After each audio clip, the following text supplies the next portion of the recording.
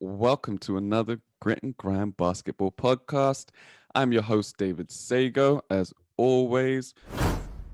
Pardon me, with me today, Thomas Arnal, just to the point where I see people, and if it's yes, wrong, that's fine. That's actually fine. That's perfect. Carry on.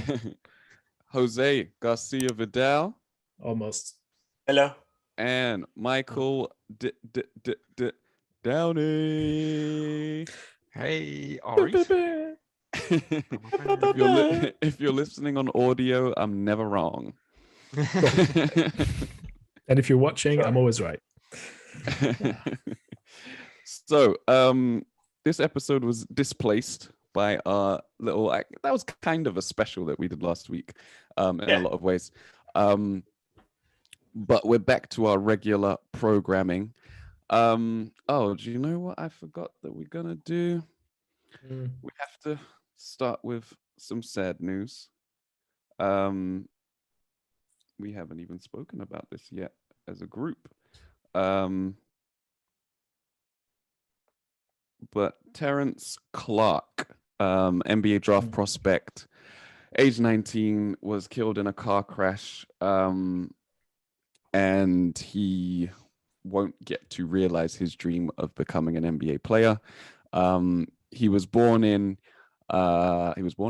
grew up in Boston and was an avid Boston Celtics fan. There is pictures and footage of him behind the baseline, cheering the team on in the last year or so. Maybe sooner than that, actually, considering fans haven't been in stadiums. But he was known by some around the league already. He was at where was he at? Kentucky. So we know their history of having one and dones join the league and make it in the NBA. So he had actually just hired an agent for the draft process, and then days later, he's unfortunately passed. I expect the league to have him inducted into the NBA on draft night posthumously.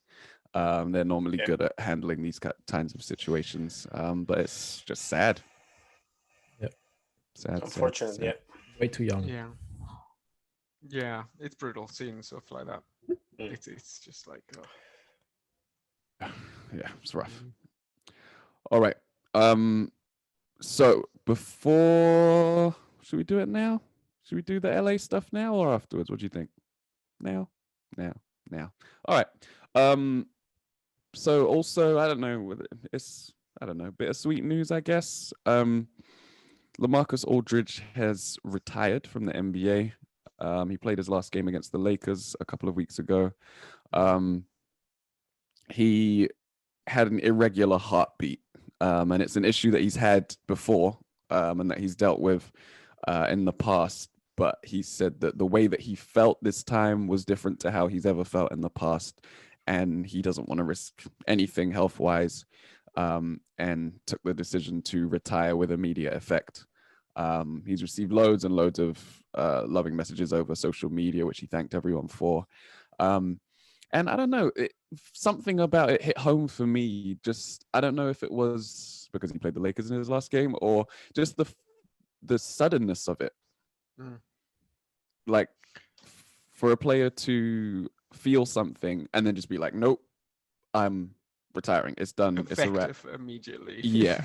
Yeah. Like so immediate. And often you get the situation where a player is defiant. They're like, no, it doesn't matter. I'll be able to play through it. I'll be able to do this. He was the exact opposite. He was like, nope, I'm done. Yeah, it's his age, his maturity, and he said it, on the letter that he wrote on Twitter and social media, that he has put basketball first for the past 18 or plus years, since high school probably, and now he needs, he has a family to think about. So it's a shame, especially because he moved to the Nets this season and he had a chance of winning a championship. Also, he was, I think, like 49 points away from getting to 20,000 points in his career. Which it's crazy. But when it's your health, and at that point, at that level, at that age, hands down the best decision he could have made. Yeah, absolutely. I mean, like I've said it and I've heard it quite a lot recently, that the phrase that nothing is promised. As he said, he's got a young family. You've just got to do what's best. And as he said, it completely came out the blue for me, because with him just being traded as well, you kind of would have thought, oh, maybe they would have caught that on the sort of medicals or something like that. But man, once you get sort of news like that, because we've seen it go the other way as well. Shut it down. You've done your shift, and then some. So yeah, definitely. Yeah. And he has had a good career. I think he's like a 7-time All-Star, I think it is off the top of my head. He's been to conference finals a couple of times, I think. And he never did get over the hump, which is, like you said, Jose, a shame that he didn't get to see this year out, because it's believed that the Nets would make the finals and potentially win a championship. And, he could have potentially gotten that 20,000 mark and then won a championship. And then if he'd retired after that, it's the perfect ending to a really, really good career. I can't remember where exactly he was taken. I remember he was part of a draft day trade with Tyrese Thomas. You remember that guy? Yeah. With the Bulls. And he ended up going to the Blazers, and he would have been part of that young core with Brandon Roy, who we spoke about a lot recently, and then Greg Oden. And that would have potentially been like a very, very good team last decade for sure. It wasn't to be with their injuries, and he's had the longest career, but now his career has been cut short as well. It's just crazy to think how much bad luck there was amongst that group. But yeah, I don't know if he'll be remembered more as a Blazer, where he had most of his All-Star appearances, or as a Spur, where he saw a little bit more playoff success. But he's one of those players that I think if you followed the league while he was playing, you will always remember, but he might be lost to time otherwise. And the debate is whether or not he makes the Hall of Fame. And I don't think he'll be a first ballot, but I struggle to think of players that have had as many All-Star appearances as him that haven't or won't. But we'll see. Yeah, I don't know. I thought, given some of the people that do go in, you think he would get in there based on that. Probably not first ballot. But he was really seen as like a huge sort of important player for the Blazers. Like he was their number one guy for quite some time until Lillard exploded onto the scene. For sure. Yeah. So all the best to him in retirement. Which brings us to the main topic of the day. Finally, after a 1-year hiatus, it's been 2 years since we did a rookie special. So we are going to break down the rookies that ranked in the top 8 based on their NBA 2K ratings. I hope they haven't been updated so that we're up to date. There are some notable absentees. Maybe we'll talk a little bit about those at the end. But we are going to start with, I believe, Lamelo Ball, rated 85 overall. Preach. So I guess I'm up, right? You're up, Tom. Ball. 85 overall. 85 overall. Your ex-future rookie of the year. Yeah. Winner. For a good reason. It's because he's injured. He's coming back though, but he's it's something that is like it's a running theme throughout Lamelo Ball's career, injuries. So should I introduce who Lamelo Ball is? People know who he is. He's the third, part of he's the youngest in the Ball empire, family, famous, infamous dynasty. I don't know. Depending on how you look at it, he's from the famous or infamous Ball family. Obviously raised from the same skill tree that LeVar, Yes. that lovely shooting stroke. So he was picked third in the first round by the Hornets, and he went through a very weird start of a career because he first played with Chino Hill, I think, and he won a title there, and then moved to Lithuania for a grand total of about 3 months, and then left after he picked up an injury. And a disagreement with the coach, which was sort of created by the dad, who went, he's not playing enough minutes, but like, yeah, your son is like 12, so of course he's not going to play more minutes. It's quite young. And Lithuania has good basketball too, so what do you expect?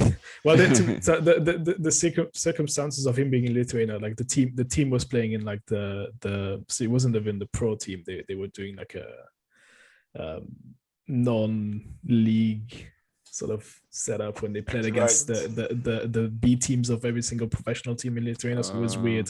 It was like exhibition games. They were exhibition games right. In Lithuania, set up by the club to play against bigger Lithuanian teams. A bit odd. So when he moved on from there, he went to Australia, where he played a grand total of 12 games, picked up Rookie of the Year trophy there, and he was averaging like 17 points a game. Was 7.5 rebounds and almost 7 assists there. So solid. And I think this is when most people kind of realize or went, okay, fine, he can play pro basketball. He managed to, only, fair enough, it was only 12 games, but he showed some promises there, and like he could hang around and be good enough in that settings. So the type of player that he is very flashy. It's always looking. That's I think that's a trademark from the Balls brothers, right? Like that, the fast-paced, looking for that nice assist first. He's very different from his brother Lonzo. Lonzo is very much like a pass first and then trying to shoot it second.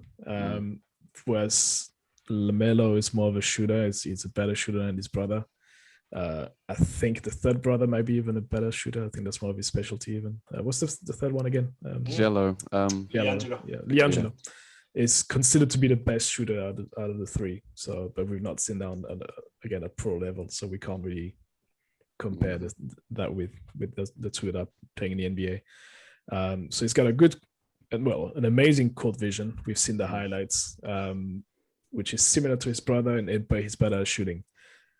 The only bad, and I already said that the bad thing with the Melo is that he's prone to injuries. Like he's picked up an injury every single season he's played, and most of them were season-ending injuries. Oh, really? So it's like, as in like it's you're in January and then there's like a broken wrist or like a rolled ankle that is so bad that you need to sit him down. So he's picked one up this year already. I think in March, which was a bone fracture to his wrist. But he's meant to come back at some point now. I think he's been cleared for basketball, so he's on the mend now. Yeah, he's expected back soon, I believe. Yeah, very soon. So his season has been pretty up and down. He started coming off the bench, and then he went scoreless in his first game. Which was a loss to the Cavs. That's never a good look. But then he became the first, I think the youngest player in the NBA history to register a triple-double. Used to be one of Mike's boys, Fultz, they did that. And I think he went with, what was it? I wrote it down somewhere, 22, 12, and 11. Quite impressive. And he picked up Eastern Conference Rookie of the Month back in some point at somewhere. But that's a good caliber player for you. And he also is the youngest player in franchise history for the Hornets to record a 30-point game. So again, he's a good offensive player. Interesting. I think that's it. I think you sort of ask us like, where do we see like development? Like what so I'm not sure how you wanted for me to go with that. I don't know if you want me to see, it's maybe something technical they should change, or maybe where I see him going from that. I think he's gonna be an all-star at some point because he's got the aura around him. He's got the story around him. He's seen as a better player than Lamelo than Lonzo. Both of them came in with the massive hype around them, but there's a lot. There seems to be a lot more faith around Lamelo to be able to be a strongest, more solid player. So this is why I'm saying him. If he can stay away from injuries, then he'll certainly be an all-star. He's got the game that goes with it. I think like the entire Ball family, or at least 2 of the 3 brothers, he should work on his shooting mechanics a bit, because that even though he's a better shooter, his mechanics seems to be a bit like even worse than Lonzo in a way. It's just weird. Like twisting. Twisting and kicking the legs sideways. It's a bit odd. Like every time I see him shoot, I'm like, oof, this is not. I mean, if it goes in, who cares, right? But it's just it just looks super odd. It doesn't go in as much. If he starts missing and then like if he sticks around like 10 points a game next season and his shooting numbers are not improving in any way, shape, or form, people are going to start looking at it and go, you need to start working with another shooting coach and get that sorted. I mean, for the rest of this season, I hope he comes back. I think it might be too late for him to pick up Rookie of the Year. I think that I don't know. Again, it depends how you look at it this season. Maybe we do an exception with injuries because of COVID and everything, and there's so many injuries around the league. So yeah, it's a rough one. He's definitely been the best rookie. Yeah. And we'll go on to talk about the other candidates later, but like some of them have missed time as well. And then the ones that haven't missed time have been inconsistent anyway. So I think he's still in with a shout, especially if he comes back this week, for example. I think he just missed time at the worst sort of point for the Rookie of the Year discussions, right? Yeah. But he, like before he went down, it kind of seemed like it was definitely his to lose. Yeah, for sure. So we'll see. That's why he's the highest rated on NBA 2K21, Mike. He's also the House of Highlights favorite person ever. How many games has he played? That's a good question. Hang on, give me 1 sec. He's played. I think that's a good indicator. Like we have to see how many games has he played and his averages on those many games, and if there's anybody. I mean, flashier, more famous is the most famous rookie by far. Yeah. But so that alone gets you some votes, right, for the Rookie of the Year. Yeah, but I also think that he's proven himself the most as well. Like, sure, there were people that were in front of him, and he's put in sort of the performances that have given him the sort of the starting spot in his team. I think he has as well. Yeah, he has a position where he handles the ball a lot, and like you just said, he proved himself to be a leader, at least on the court. Yeah, not a leader, because of his wisdom or age, but a leader in like playmaking and making good decisions. And even though his passes were flashy, like Tom said, it were good passes. The right decisions. Right, very high basketball IQ. Yeah, and then he's played 41 games. 41 games. Okay, that's not bad actually. I thought he had played less than that. One thing when you watch him, you can tell he knows how to play basketball. Like it's not just you can immediately tell he knows where to be. He's like active on defense, even though he's not like big enough to really guard any big bodies or anything like that. But in terms of like reading plays and stuff like that, he just has good natural basketball instincts. You can tell he's played since he was young. Yeah. And when you find out that his older brothers played basketball at a high level, you're just like, yeah, he's that type of kid where you can tell he grew up around basketball. Yeah. I think that IQ, that vision of the court, he shares it with Lonzo, but he's arguably, and not arguably, I think it's better, But yeah, you can it's growing around the family, a basketball environment, isn't it? Like it's amazing the difference that it makes. Well, there's that, and as sort of Tom said at the start, I think he's probably had one of the most unique pre-NBA careers that I've heard of, you know? Yeah, he has some mixed experience. Yeah. There's not many that would have grown up in the American system, then played in two different sort of non-American systems, then come back to an invented league.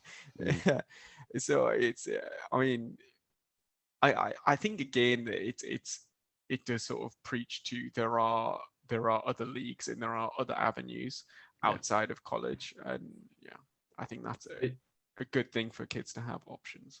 It's funny because like a few years ago, like how do you have, you know, let's say you've made those choices to go outside the American route of getting into the NBA, like coming back from that would have been almost impossible, you know, unless you would have come back from that age 28 after winning, you know, EuroLeague 5 times and proven yourself. Like nowadays, it's weird that he's managed to, he's managed to get back so quickly from that.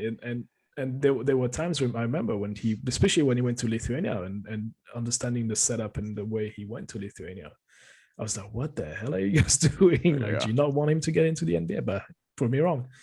You know, LeVar made it happen. He spoke into to be fair, like he's done that a lot. Like he's made a number of decisions and sort of things that he's done where you go like, that's bold. But you know, he's got 2 kids in the NBA now. Yeah. And 1 in the G League. So Yep. Got some stuff right. So we move on to number 2 on the list. 82 overall, Tyrese Haliburton. That would be me. So Haliburton would be one of the rookies that might step in and have the Rookie of the Year land in his lap with LaMelo's injury. He hasn't been quite as flashy as LaMelo. He doesn't jump out the gym like some of the other candidates. He was taken 12th overall by the Sacramento Kings, and you'll remember around the draft there was talk of him actually tanking his value because he wanted to go to the Kings so much. And he was actually listed as a point guard in college, but he's 6'5", only 185 pounds, but with his length and his range, he can guard 2s quite comfortably. He's probably a little bit too light to guard 3s, but he definitely has the length to do it if they're not the LeBron James type of three in the league. He's a really interesting player to watch, and he's someone that has taken like NBA Twitter by storm. All the writers and stuff were raving about him early in the season. He has a crafty game. So I already said he's not very athletic. But he's one of those players like an Andre Miller. He kind of reminds me actually of D'Angelo Russell in that he just plays at his own pace. Okay. He's just never rushed. Never, ever rushed. He loves to run the pick and roll. And he can do everything out of the pick and roll. I think the thing that I've seen him do the least is just pull up and splash a 3. But in terms of crafting his way around the pick and then using that to get to the rim, he likes to go to his righty floater. He can get he can get some layups as well at the rim, or he can pull up in mid-range and splash a shot. And he's just kind of surgical. He's just so deliberate. He'll get the defender on his hip and then he'll just go to where he wants to go and put up the shot that he wants to put up just based on where he has space rather than using his speed to generate an open look. And yeah, it's just been interesting to see him. He's really efficient. His assist to turnover ratio is, I think, something like 3rd amongst rookies. If you discount players that play less than 15 minutes and have played more than 20, 30 games. So you just cut out all the players that have sort of joined a roster briefly. He's like top 10 or 11 in assist to turnover ratio. And that's all with him spending a lot of time as the off guard next to De'Aaron Fox. He spent a little bit of time on the bench because obviously there's the Buddy Hield dynamic where Hield just got a bit of money and wants to start, but because of his defense, he can't start often. And Haliburton is actually a solid defender as well. Even though he lacks athleticism, he reads the game well, similar to LaMelo. And he uses that to get in the passing lanes and steal the ball, and then also block the occasional shot with his length on smaller guards. Yeah, good at reading the game on both sides of the ball. And he's just a solid player. He's averaging 12.8 points, 3 rebounds, 5.2 assists, and shooting 47 from the field, 40.6 from 3, and 84.6 from the line. Impressive. Solid. I like his assist. He's I mean, as a rookie to average, over 5 assists per game, that speaks a lot of your game, right? And I haven't seen him play it as much, but when I see him, I agree that he's quite crafty, good court vision too. And I like that he's a pass first, but he can still shoot. Is it 12 points per game? Like, that's not bad, Yeah, I think it's a bright future. Yeah, for sure. Yeah, it's funny. He's kind of like more of a Malcolm Brogdon type of player, and if he was to win Rookie of the Year, it would be similar to the way that Malcolm Brogdon won it, where there were no outstanding candidates, but he was slow and steady throughout the year, and LaMelo got injured, same way Embiid got injured. The boring type. Yeah, that's exactly it. There's not really anyone better, so he's just solid. He could be on the Spurs, He'd just be there and he'd fit in, Spurs need another guard, definitely. We are more young guards. Inclusive team. Just come over. We'll make you better. Please, no one be too good. Everybody find your role. Just you're average playing too well. Average plus. Fit in. Go on the bench. All right. We're trading for Jamal Murray next year. Yeah. Oh man, only during the regular season. No, not for the playoffs. We're gonna rest on the playoffs. He gets too good then. So where are we up to? All right, next one on the list we have Anthony Edwards, 80 overall. Jose, take it away.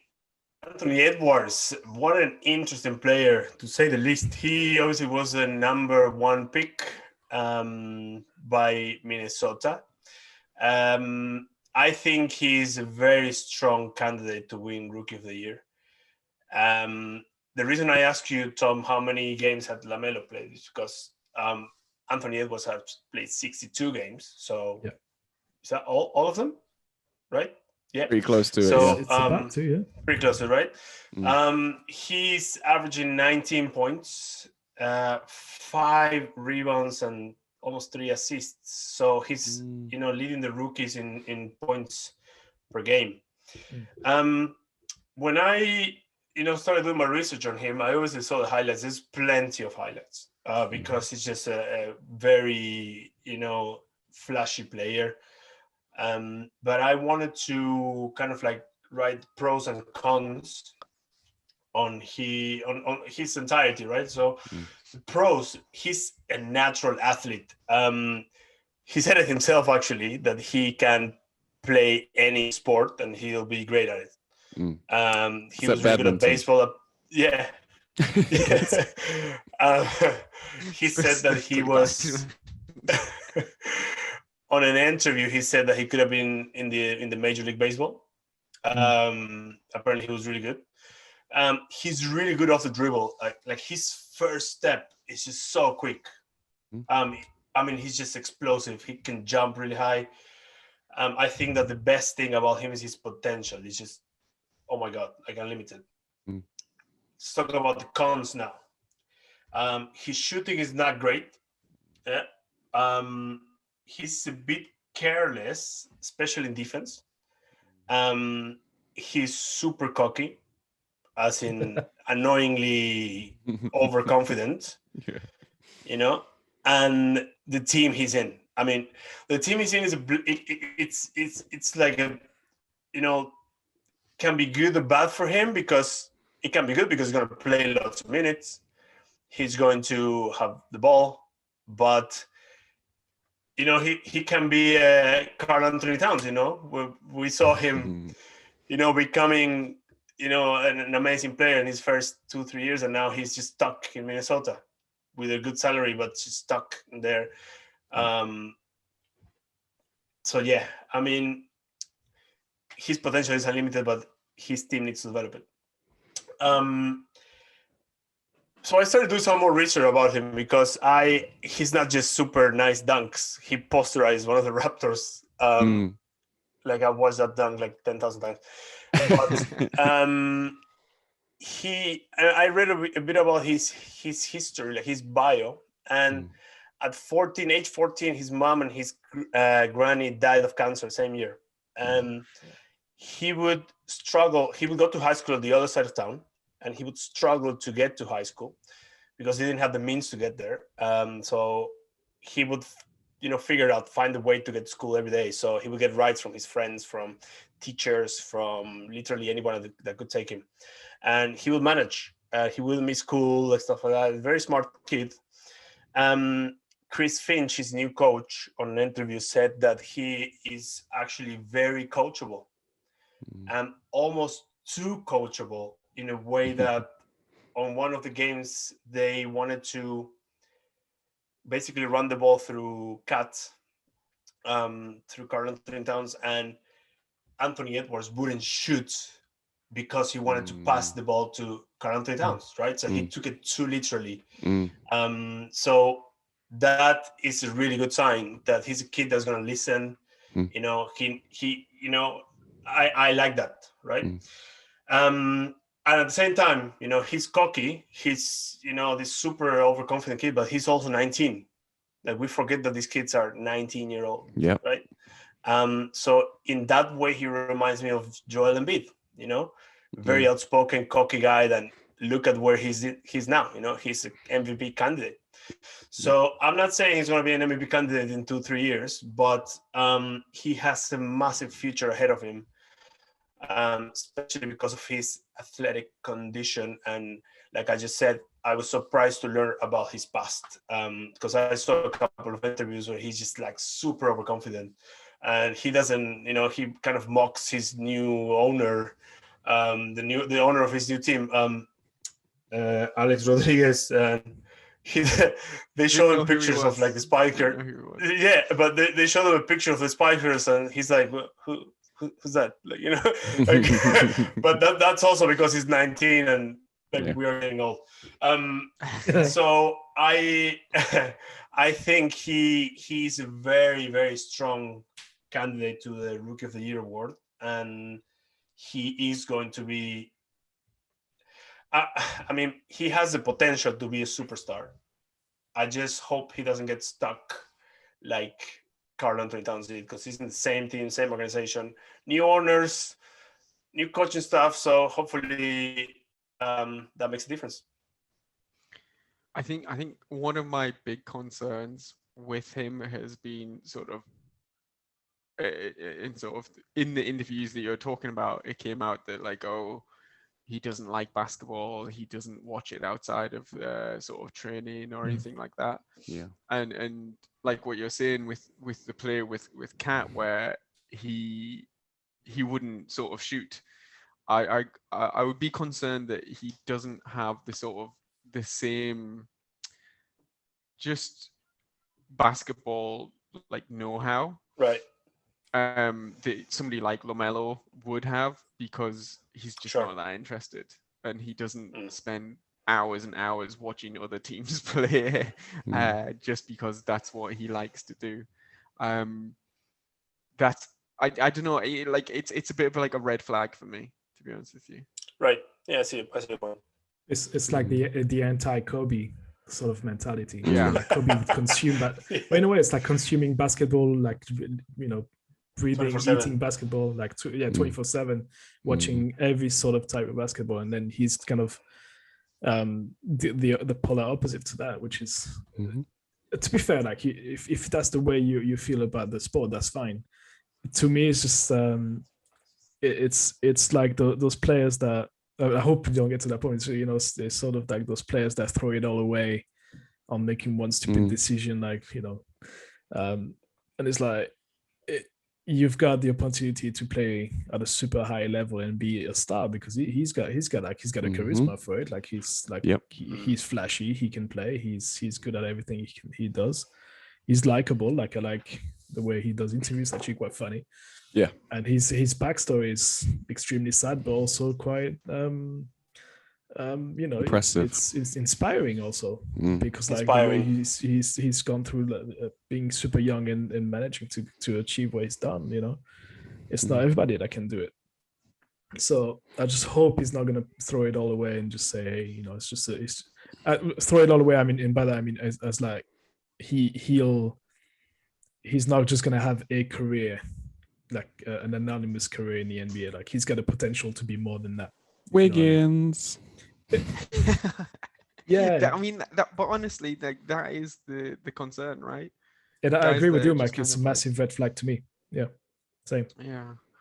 Yeah. I think especially if you're going to be in somewhere like Minnesota, you need to have like KG was the best example of it. Like that's the sort of tenacity that you need to have. Like you have to have that desire to do well because like it's just gonna be rough. Like I think it's a rough team to sort of be drafted to be honest. Yeah. Yeah, I don't see like Minnesota is such a young team. Like he just needs someone to mentor him, But get Chris Paul out and there. I think that right, like Ricky Rubio, we're talking Ricky Rubio. How old is he? Like 26, but he's been playing for 24 years, right? And he probably is somebody that can talk to him. And actually, Rubio has been starting a lot, and Anthony Edwards has been starting a lot actually lately, and the ball has been running through him, and which is great for him, but I just don't see anybody else kind of like being able there to mentor him. But also you need to like what you said, Mike, you need to want to be mentored, right? Yeah, and you want to get better. Yeah, for sure. I think he has a bright future ahead of him, but time will tell what side he falls on, whether he ends up being good player, bad team, or where his career takes him. He's got the tools for it. For sure. Number 4 on the list, also rated 80. Where are we going? We're going to New York, baby. Immanuel with an I. Quickley. Yeah. Hang on, you just said New York. I'm just having a good time right now. But they lost to the Suns. Yeah, whatever. It's the second best team in the NBA, man. Suns. There's no shame in losing to them. That's fine. The third best team, right? It's fine. Anyway, quickly. Okay, fine. Here all night, are you, Tom? You want to learn. You want to learn. Quickly. 21-year-old out of Kentucky, can't say it, drafted 25th in the first round. And it's funny because doing a bit of more research, it is true. It came back to me, and it's like people were slightly bemused that he was picked in the first round. I think he was more expected to be in the second round pick at that stage. But I guess the Knicks saw something in him. And to be fair, like again, reading through the scouting reports when pre-draft and pre-draft, even when because he played the under-17 World Cup with Team USA, and he was the worst player on that team, which is quite funny too. I didn't know about that. It was like, wow, okay, great. But he improved. He steadily improved. So the who he is right now, he's a very good shooter. And again, pre-draft, scouts were like, okay, he can shoot, but he can't really dribble. He's gonna have issue with his ball handling in the NBA. But there's still hope that he can do something there. He's a good rebounder for somebody his size, and he's a hardworking player. That's according to coaches that he played for. And he's a good defender. I think he's like one of those solid all-around player with a couple of good tricks. He's had a good season so far. It's not, I think he's sort of the surprise player in the draft. Like nobody had any expectations for. There was low expectations around him. I think except for the fact that he got picked by the Knicks, and there's that stigma around the Knicks picking some weird players in the draft, and some absolutely terrible choices in there. But he's done well. He's been shooting well. He had a career high of 31 points against the Blazers, and he's been, I think, impressing every Knicks fan, of everyone that's been watching his game. Like he's shooting 41% from pull-up threes at the moment, which is quite high for somebody was deemed to be a good shooter, but not a massive three-point shooter. And he's starting using this nice little floater move, like Parker move in the paint, which is quite a surprise as well. So he's able to do that. What's that? Is it a Kyrie / Harden move when you put your defender on your back and you just shoot a floater and then draw the foul? That's sort of what he does these days. Tony Parker. Tony Parker's. Tony wasn't putting the defender on his back and trying to draw the foul. He was going in at the big guy. He's just throwing his body in there. Steve Nash move. So that's he's played basketball though. Yeah, so Quickley has done he's played 57 games, about I think 20 minutes a game, and he's averaging 11.5 points a game. So it's again fairly solid, nothing too dramatic. And that's his rookie season, so that's he's not really asking too much for him. There's a couple of things I would work on maybe moving forward for him. His shooting, again, I'm talking about Lamelo Ball. It's like his shooting motion is a bit slow, and if you've seen him shoot, it's like he's shooting from the hip, so he's shooting that the ball comes from quite low, and then but his release is quite fast, so he's got this weird motion. So what he has to do now to make sure that he can shoot those three, he's got to do that step back move that he's added to his game. But he always has to take that step back move when there's defenders on him, so it's gotta work a little harder to make a three or take a three. So maybe shoot his shooting motion a little bit, change that a little bit to make for a faster release, even a faster movement until release, and then that'll probably work wonder. Then the other thing is going back to that floater, that sometimes he forces those floaters, like they are a better solution on offense. So he'll have the big guy on the other team coming at him, and he'll still go for the floater, and he'll just forget the guys are on the wing waiting for a 3-point, like corner threes. There's multiple highlights reels on YouTube where you just see the guys wide open on in the corner and just waiting for the ball. So that's something he needs. Like maybe his court vision needs to be improved slightly. But again, first season for somebody who plays point guard, but is not really a point guard, is more of a small guard. I think he should, like, once the Knicks get rid of Frankie Smokes and bring in somebody slightly better, and move him as at the 2 spot. Who's better? Who's better than Frankie? I mean, it's pretty tough. I mean, I would trade for maybe Chris Paul, like something the same level, this guy. Slightly better. So, but yeah. So that's quickly for you. I'll try to make it quick. Thank you. Hashtag that jokes. For that. Thank you. Again, at the beginning and the end of the bookend. Yeah, it's just interesting that he hasn't really been that affected by Derrick Rose being brought in, and I think that was the worry.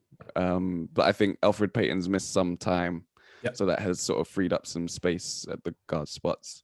But yeah, I think he's not necessarily ready for the big time, and now that the Knicks are a playoff lock, he can play his 15 minutes a game and develop slowly while Point Randall runs wild over the league. Oh yeah. It's what happens to players that are picked in the first round, but like late in the first round. That's usually because they are in a good team that qualifies for the playoffs, right? So nobody was expecting the Knicks really to be this high. That's what's happened.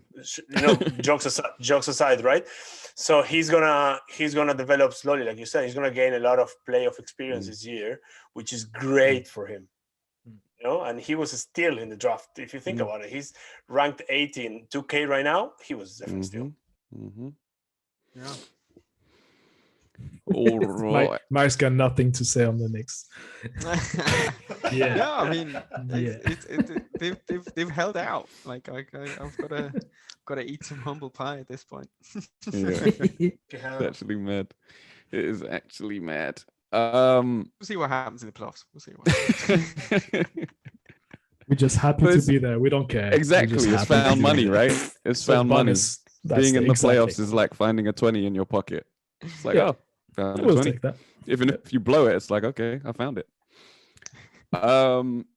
Which brings us to Wiseman. James Wiseman, 7 foot, 20-year-old rookie, drafted second overall out of Memphis by the Golden State Warriors. Another player who's picked up an injury, and he's expected to be out for the rest of the season with his knee injury.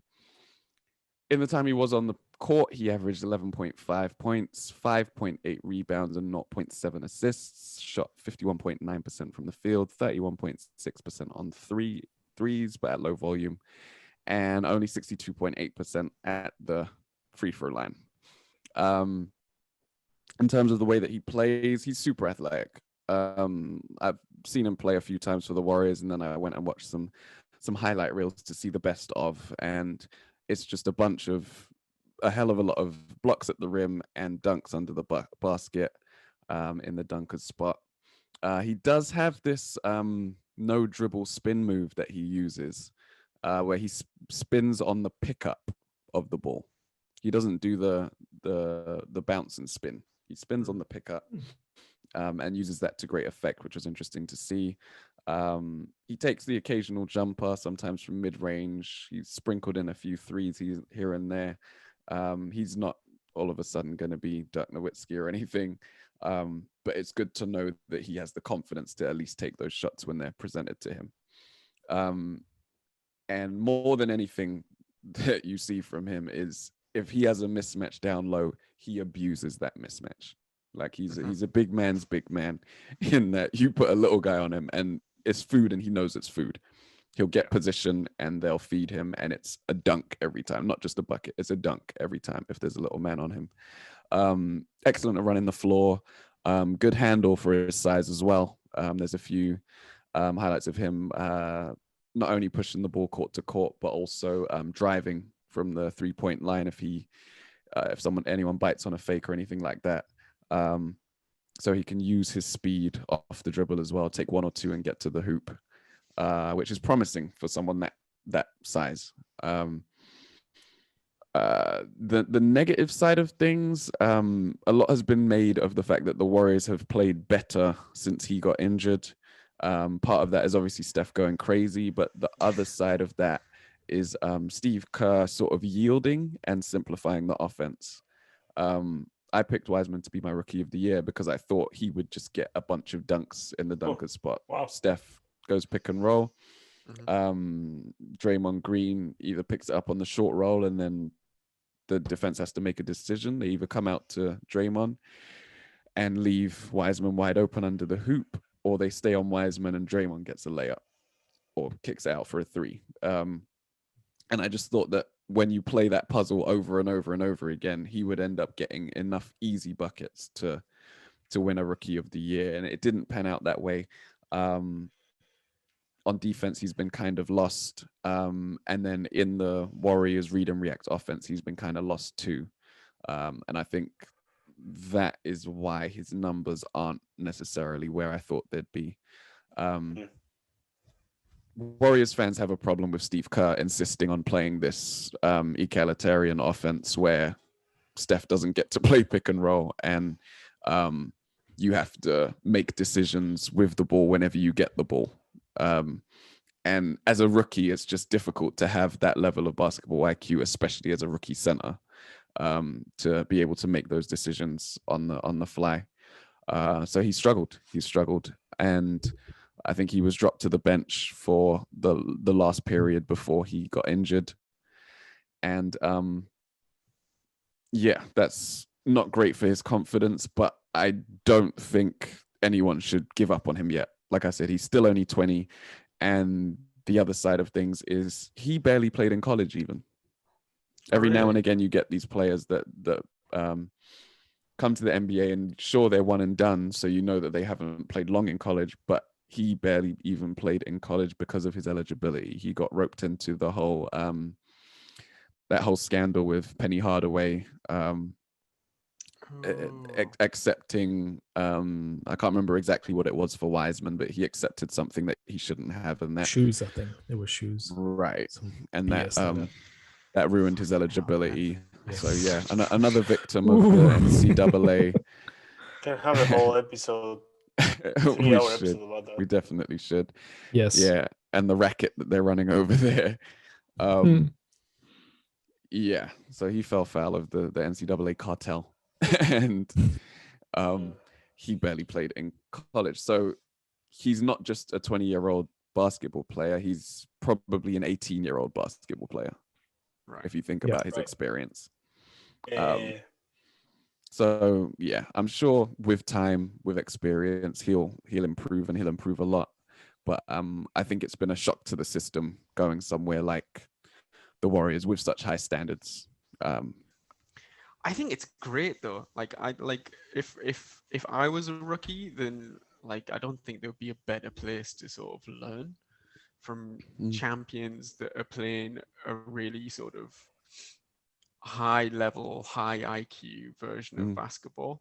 Like, yeah, it's going to be brutal. It's going to be hard. It's going to be a tough way to learn, but you're going to learn much more from them than you're going to learn a lot of different teams in the league that would just have him go, all right, you're 7 foot. You can be nasty in a pick and roll. Let's do that 500 times a game. Yeah. And I like him. He's got like a really cool skill set, I think. And from what I've seen, he looks good. He's a clever man. I remember big guys, they always pick around like 26 something, so he's got time to improve and get better. But from what I've seen already, he's got there's high hopes. Like he's not your typical clumsy 7 foot guy like that will be just in the paint waiting to grab that rebound. He can do a lot of good things already. I think he could go like a few different ways as well, you know? Like I could easily see him like bulking up and being that, okay, the paint is going to be my zone. Let me focus on that, or being more of a, actually I want to go out to the wing and improve my ball handling, my shooting. Like he's got options, really. He's in the right place. Yeah, on a team like the Warriors, you know, he's not expected to score, 20 points a game, because you have a guy that scored 50, or can score 50. And the Warriors have always had, as big men, like very much role players. Let's think Andrew Bogut, Kevon Looney, like Chris. Even Draymond, who's not the massive guy, but he's a big guy. He plays a 4 and sometimes a 5. Draymond scores 2 points a game, but sets the screens, 19 rebounds and assists. He can be a guy, and I would just like to see him defend better. Yeah, because I think his numbers are not great in defense either, and he should be able at his height, and he's gonna get bigger as he bulk up and get gain some weight, some muscle weight. He should get better at his blockings and rebounds numbers, and I think that can make a massive difference for the Warriors. And yes, Steve Kerr is a coach that can teach him so much as well. Yeah, Yeah, I have high hopes for his future. I wouldn't be able to put like whether or not he'd be an all-star or what have you, because things like that often it has it's so much to do with context, right? It's like if you happen to be around at a time when there's not many centers in the league, then it's easier to get in as a center, for example. Although they did change it to front court players because of that. But yeah, I think he's a talented player, and I think he just needs time. He just needs time. I hope people don't ruin his confidence too soon, because he's just really inexperienced. Next up on the list, we have Isaiah Stewart. If you know, you know. I don't. 78 overall. Isaiah Stewart was picked on the 16th position in the draft. He is a very interesting player, actually. I when I watched his highlights, and I watched a couple of games, I thought, wow, is that Ben Wallace? And then I read some articles, and a lot of people do compare him to Ben Wallace. He's a young Ben Wallace. He's not a prime Ben Wallace, of course, right? He's not, there yet. Back-to-back I think he has a potential, right? Averaging 15 rebounds a game in a season, and 3 blocks when in a centered era, right? What team is he on? Pistons. Detroit. So he also has that in common. That'd be why. Okay. Right. He's a guy. He's scoring 17 a game, almost 9 rebounds, which is really good, and leading the rookies in rebounds. So that's good. He's pros. He comes from Washington University, by the way. Pros. Inside defense, like in the paint, he's really good. Most of his highlights are either like super strong dunks or blocks. Where he just fights for the rebound. He's like a polo stick, like he's just jumping, getting the rebounds, getting the tip in. Really good. Solid scorer near the basket, and he's athletic enough. He's kind of like a rough, not much hip movement, and as Shakira says, hips don't lie. True story. True story. His cons are actually directly related to his pros. His shooting range is very short, very small, and apparently he has been reluctant to learn more, to increase his shooting range. But he has time. Limited post moves, so he's not very crafty in the post. He just takes the easy shots, right, when he has them, and he's quite efficient. But he could develop that, and his perimeter defense is quite a liability on the perimeter defense. And in today's game, you kind of like need to defend the perimeter as well. So yeah, he's 6'9" and 240, so he's big dude. White. He's actually heavier than Ben Wallace was, which surprised me. But Ben Wallace was just pure muscle. Like, I say I compare him to Ben Wallace, but I can't really do that. Like, that would be an insult to Big Ben Wallace. He does feel a lot bigger though when he defends. Like his wingspan is massive, consistently jumping around. Helping in defense. And so I have a couple of interviews, and just such a humble kid. He's like, I'm learning. I love to learn. I love this and that. I love listening to my teammates. I saw this training footage, and he was just talking so much to Mason Plumlee. I'm not saying Mason Plumlee is an amazing player, right? But he's old, right? So we have a saying in Spanish that the devil is wise because he's the devil, but he's wiser because he's older, right? So Mason Plumlee, whoever. Yeah, maybe he is. I don't know him personally. But my point is he talks to all the players. He's interested and he's humble, and that can get you a long way. And another quick trivia for you, Tom. You like this? He's from New York, so he'll end up paying for the Knicks one day. I think he's not going to win Rookie of the Year by means, but he's crafty, defensive, Ben Wallace type player that, if he improves his shooting range, he might get far.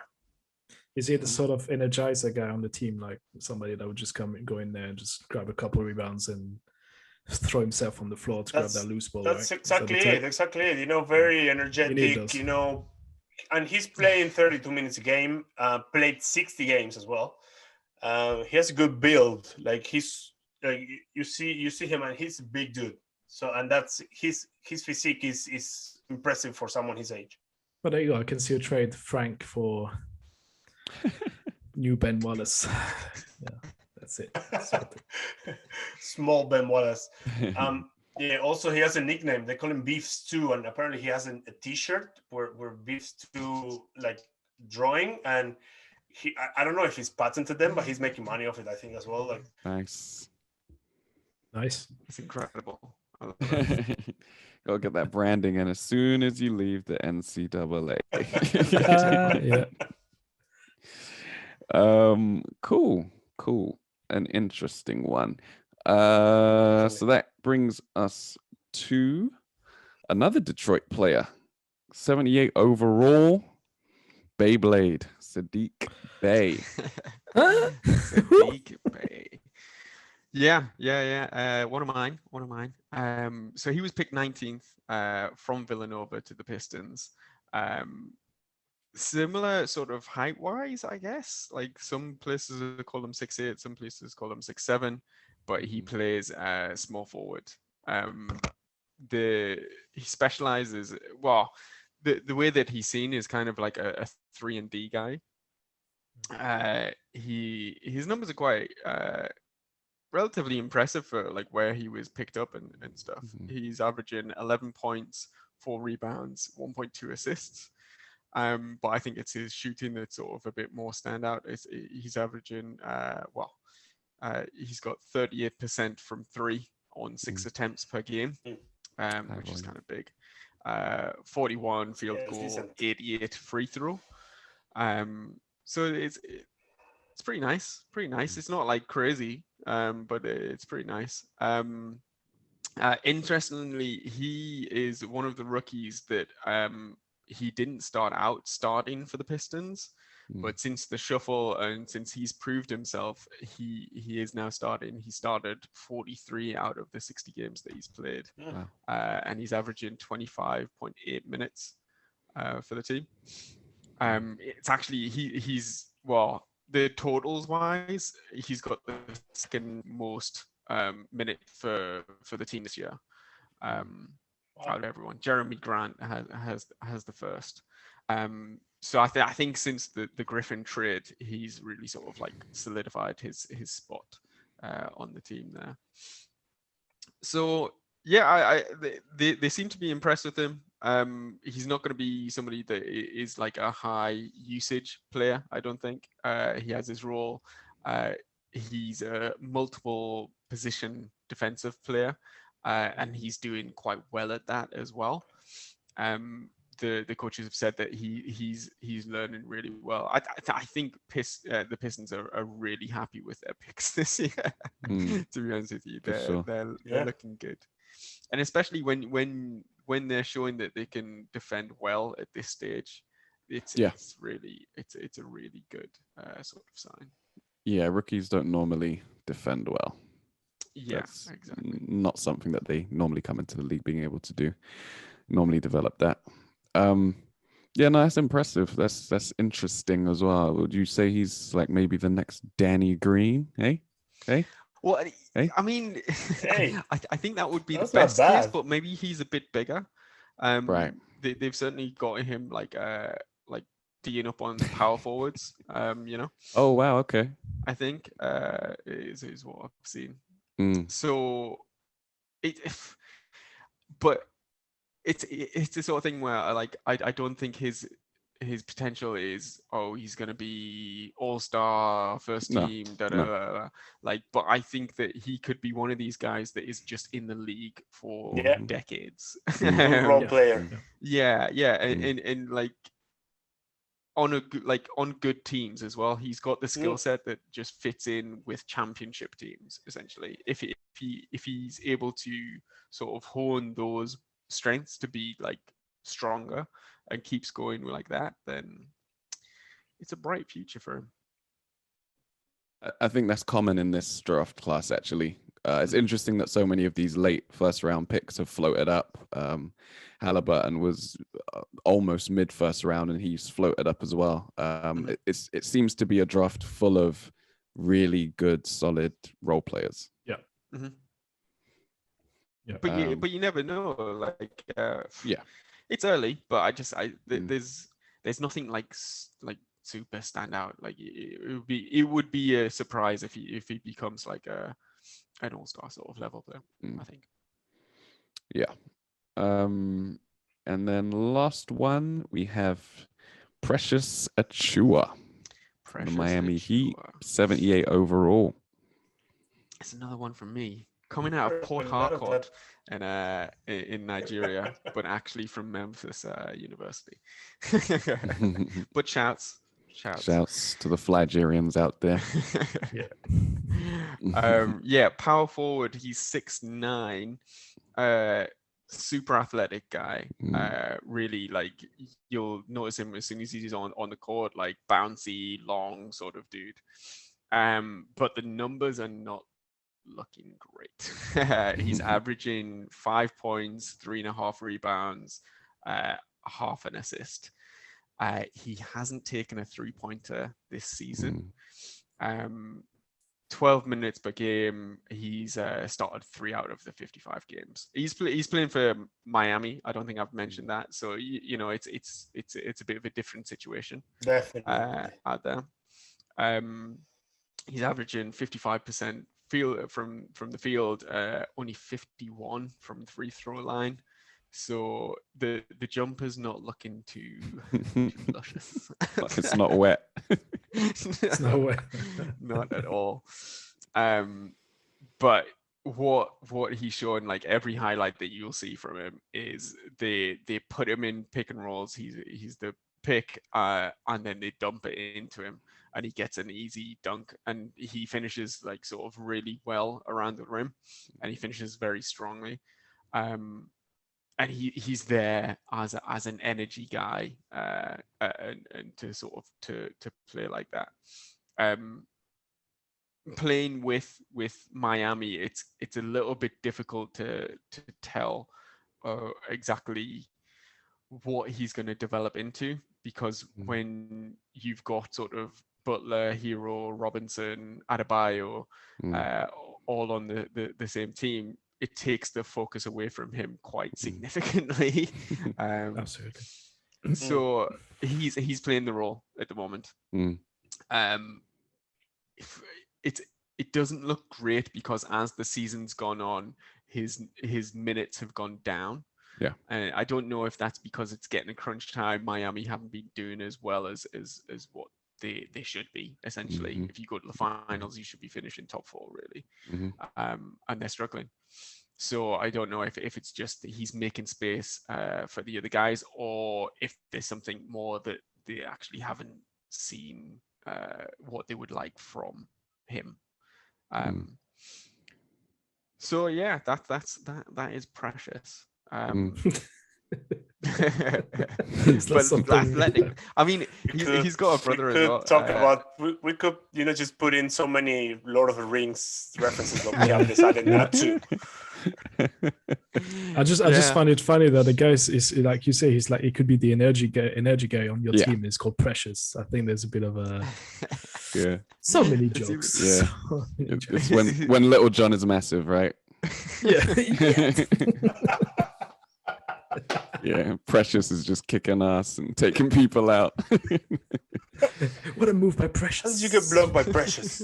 Elbows everywhere. Precious. Exactly. Yeah.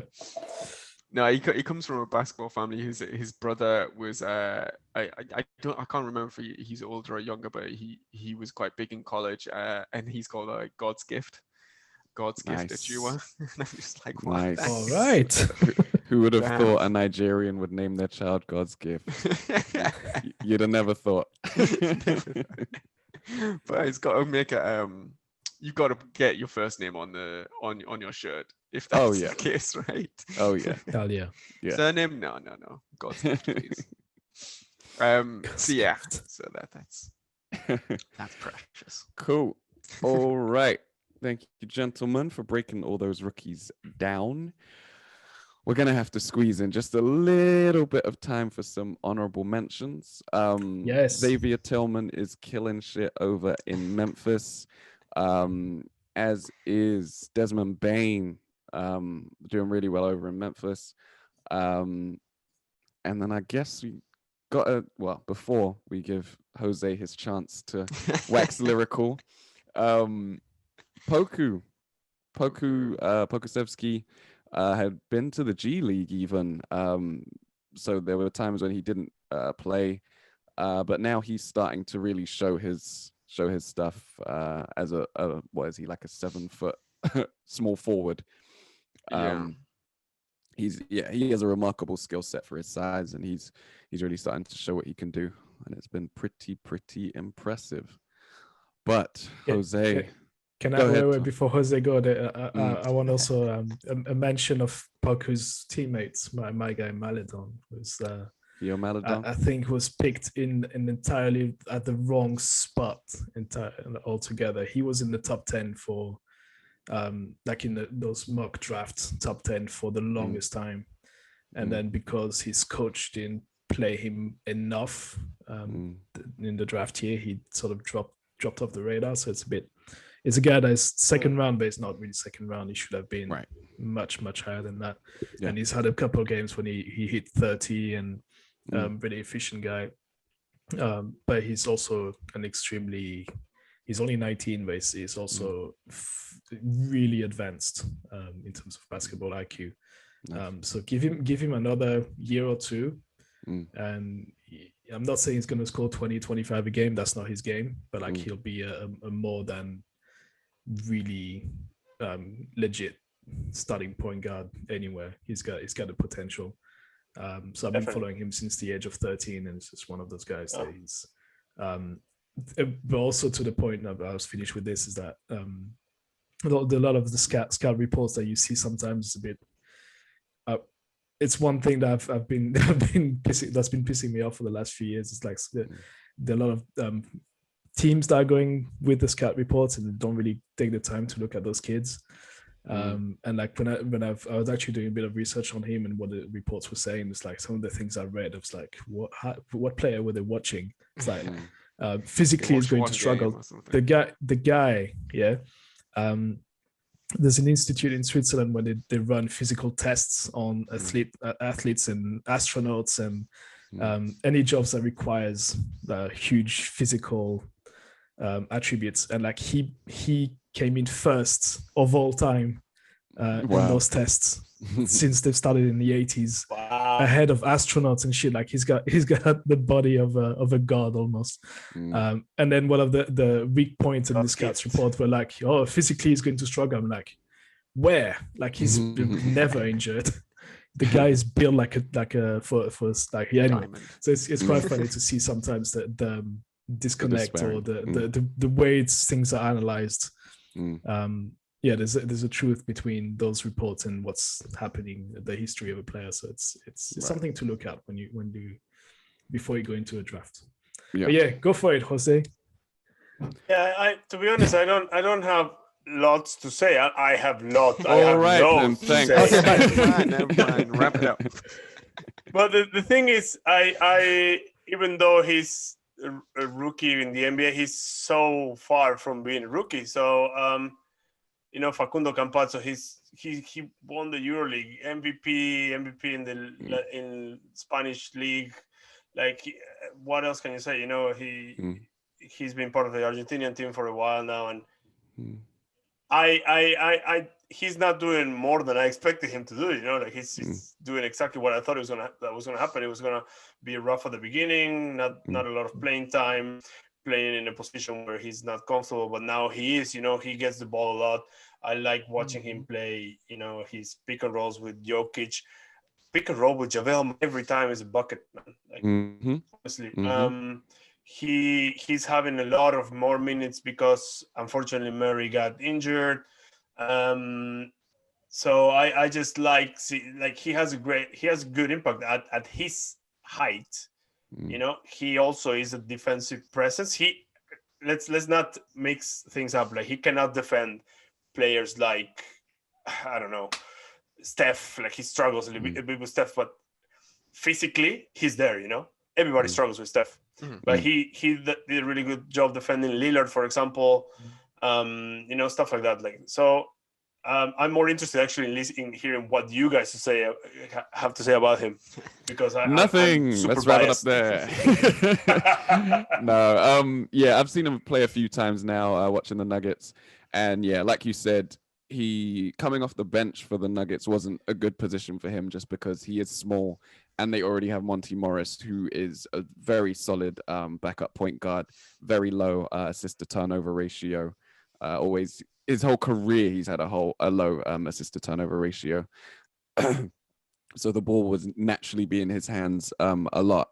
But then at the same time, you have another veteran, even if he is a rookie to the NBA, another veteran point guard next to him. And it meant that for the first few months of the season, Campazzo was just a spot-up shooter.